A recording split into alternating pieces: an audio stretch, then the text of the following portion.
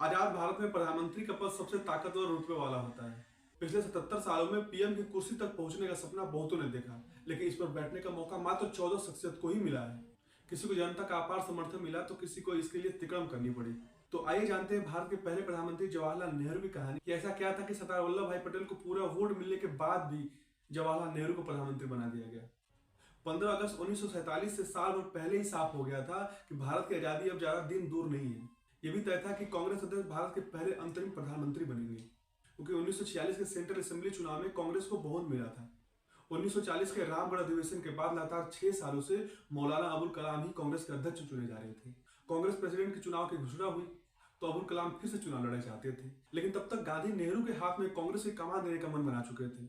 20 अप्रैल 1946 को उन्होंने मौलाना को एक पत्र लिखकर कहा कि वे एक स्टेटमेंट जारी करें कि अब वे अध्यक्ष बनना नहीं चाहते हैं।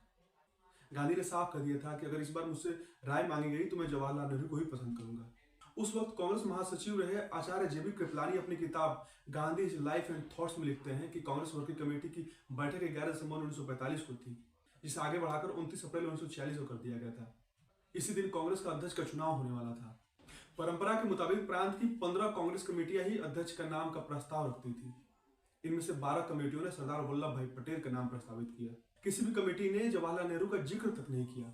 कृपलानी अपनी किताब में लिखते हैं कि मैंने कमेटी के फैसले के बाद सरदार वल्लभ भाई पटेल के नाम का प्रस्ताव वाला जो पर्चा था गांधी जी के सामने पेश किया। गांधी जी ने इसे देखा तो नेहरू का नाम ही नहीं था। इसके बाद उन्होंने बिना कुछ कहे मुझे पर्चा वापस कर दिया।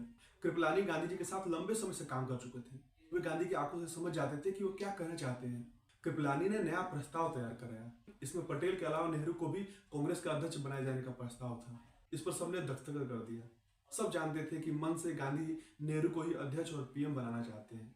अब भी मैदान में सरदार वल्लभ भाई पटेल थे और उनके सामने नेहरू का जीतना बेहद मुश्किल था। कांग्रेस महासचिव कृपलानी ने गांधी जी की मर्जी के अनुसार सरदार वल्लभ भाई पटेल के नाम एक वापसी का पत्र बनाया। पटेल ने इस पत्र पर दस्तखत करने से मना कर दिया। एक तरह से पटेल ने नेहरू का विरोध किया था।